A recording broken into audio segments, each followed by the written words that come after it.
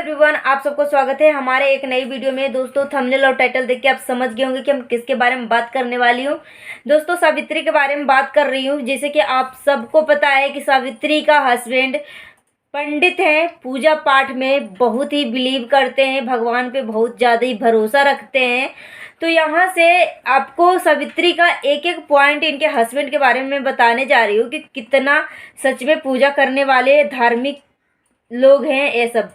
तो यहाँ पे सावित्री जमीन जो खरीदा है उस पे सावित्री अपना घर बनाने के लिए एक पहले नंबर तो झोपड़ी डाला है। झोपड़ी डालने के बाद सबसे ज़्यादा जरूर झोपड़ी इसलिए डाला है क्योंकि अब गर्मी का दिन आ रहा है और दिन भर जब काम होगा तो कहाँ स्टे करेंगे। आसपास में दूर दूर बहुत दूर मतलब घर है, छाँव है, तो बीच में सावित्री जो है अपना घर जो लिया है ना, आसपास कोई घर उर नहीं है।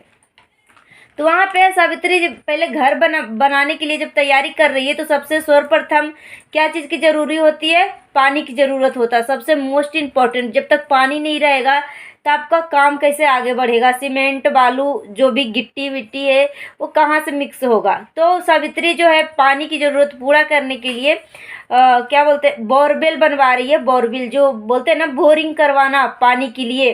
तो बोरवेल वहाँ पे सावित्री बोल रही थी कि मेरे साथ फ्रॉड भी हुआ है, मेरे साथ लोग धोखा भी किए हैं। सावित्री का मैं कल वीडियो देख रही थी, सावित्री बहुत ज़्यादा ही रो रही थी। बोली दोस्तों मेरे साथ बहुत ज़्यादा ही धोखा हुआ है, मैं कितना क्या बताऊं, दिल और आत्मा दोनों बहुत ज़्यादा ही रो रहा है, सावित्री ने बोला। तो यहाँ पे मैं सावित्री को बोल रही हूँ कि अगर भगवान पे इनके हस्बैंड जो हैं, आप सबको पता है कि इनके हस्बैंड जो हैं धार्मिक चीज़ों पे ज़्यादा बिलीव करते हैं, पूजा पाठ में ज़्यादा रहते हैं, ज़्यादा मगन रहते हैं। जैसे कि सावित्री ने अपनी कई वीडियो में बोला है कि जब भी वो काम पे जाते हैं या कुछ भी हो जाए, सुबह सुत उठ के नहा धो के पहले मंदिर जाते हैं दर्शन करने के लिए और उसके बाद कोई काम करते हैं। तो यहाँ पे मैं बोलना चाहूँगी कि सावित्री के हस्बैंड इतना पूजा पाठ में बिलीव करते हैं। तो आपने गेस किया होगा कि पहले नंबर तो भूमि पूजन होता है। भूमि पूजन होता है तो यहाँ पे सावित्री ने चप्पल नहीं उतारा है, चप्पल नहीं उतारा सावित्री ने भूमि पूजन में, क्योंकि शुभ काम करने से पहले बोलते हैं ना कि भूमि पूजन करना चाहिए, धरती माता का पूजन करना चाहिए।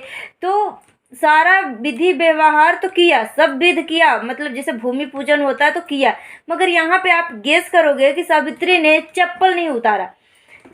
अब कम से कम यहाँ पे दोनों में से कोई एक तो चप्पल उतार लेता जिसके हाथ से पूजा होने वाला था। तो यहाँ पे किसी तरीके से देखो, हम भगवान को नहीं देखते हैं, आज तक कोई देखा भी नहीं है, मगर बोलते हैं ना कि विश्वास जहाँ पे होता है ना, आपका दिल और आत्मा में भगवान बसे रहते हैं। विश्वास विश्वास एक बहुत बड़ी नींव है, चीज़ है कि हमें हर तकलीफ दुख से बचाता है। अगर हम भगवान पे विश्वास करते हैं कि अगर कोई दुख तकलीफ होता है तो हम भगवान को याद करते हैं, कोई भी शुभ काम होता है इसमें भी भगवान की याद करते हैं।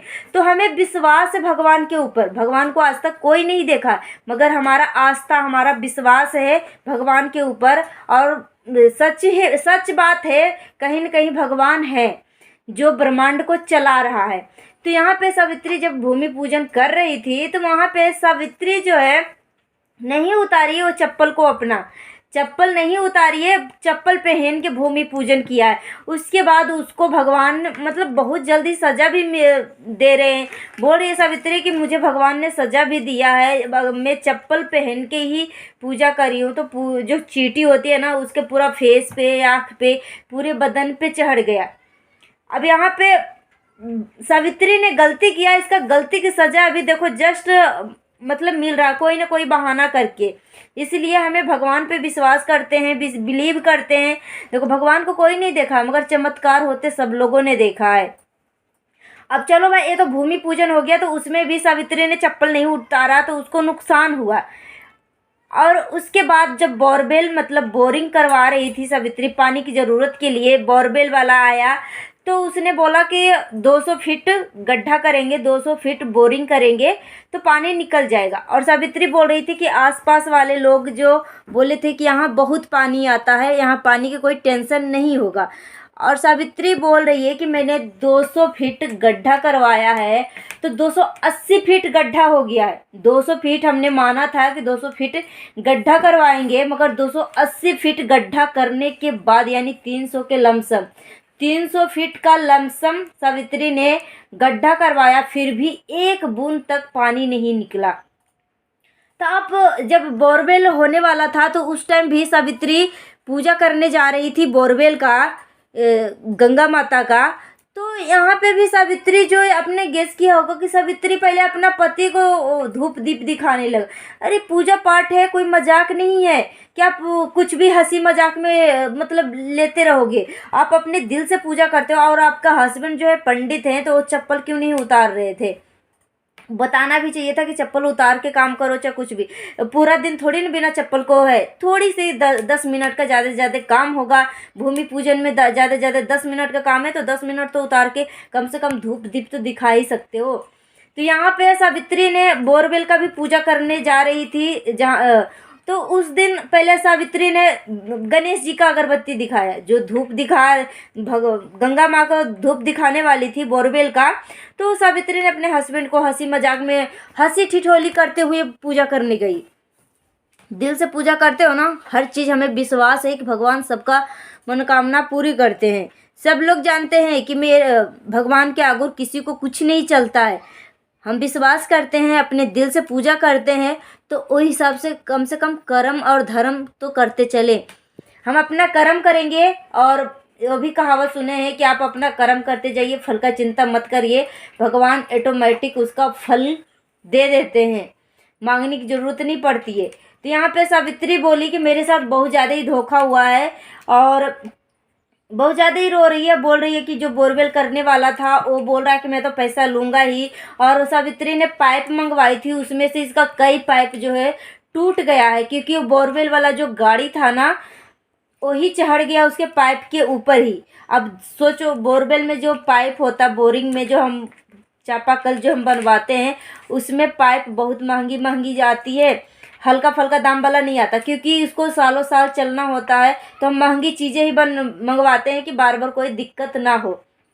तो सावित्री ने उसके लिए भी रोने लगी थी कि मतलब एक एक पैसे का मैंने मतलब ज़रूरत पूरा कर रही हूँ, एक एक पैसे किधर किधर से मैं जोड़ के मैं ये काम करना शुरू किया हूँ, और मेरे साथ घाटा ही होते जा रहा है।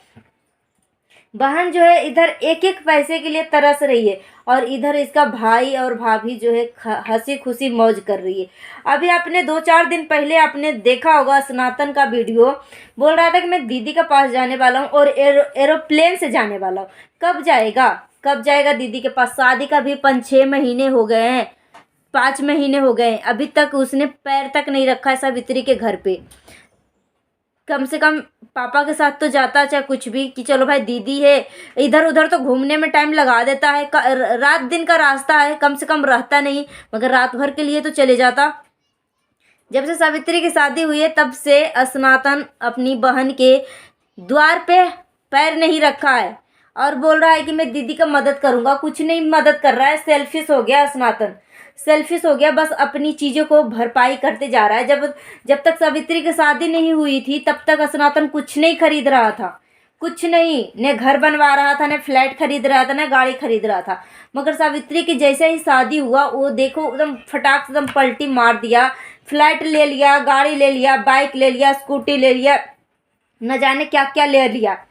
और सावित्री दर दर भटक रही है, एक थैला बेचने के लिए कितना कितना दूर जाती है। अपने सावित्री को देखा कि अपने पति का हाथ बटा रही है, सुन के तो अच्छा लगा देख के, मगर वो लग रहा है कि सावित्री कितना परेशानी में, कितने मुसीबत में है, दर दर भटक रही है एक पैसे कमाने के लिए। और यहाँ पे भाई जो है ऐश मौज करके उड़ा रहा है, कभी ये चीज़ कभी वो चीज़, कभी ये चीज़ बना रहा है। और सावित्री के साथ तो धोखा तो हुआ है, सनातन तो पक्का धोखा किया है, क्योंकि ये भाई है यार।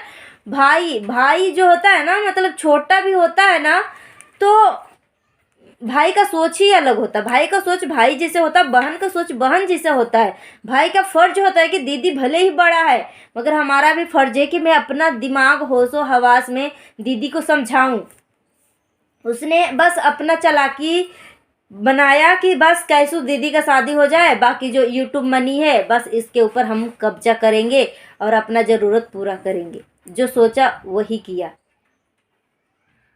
सो दोस्तों आज के लिए इतना ही। मिलती हूँ नेक्स्ट वीडियो में। नए हैं तो हमारे चैनल को सब्सक्राइब कर लीजिएगा। मिलती हूँ नेक्स्ट वीडियो में। Thanks for watching. और जाते जाते बोलना चाहती हूँ, सावधान रहें, सुरक्षित रहें, सतर्क रहें। और आप सावधान, सुरक्षित और सतर्क रहेंगे तो हमारे देश में क्राइम होने से काफ़ी हद तक बचाव हो सकती है। मिलती हूँ नेक्स्ट वीडियो में। Thanks for watching. Bye bye, take care.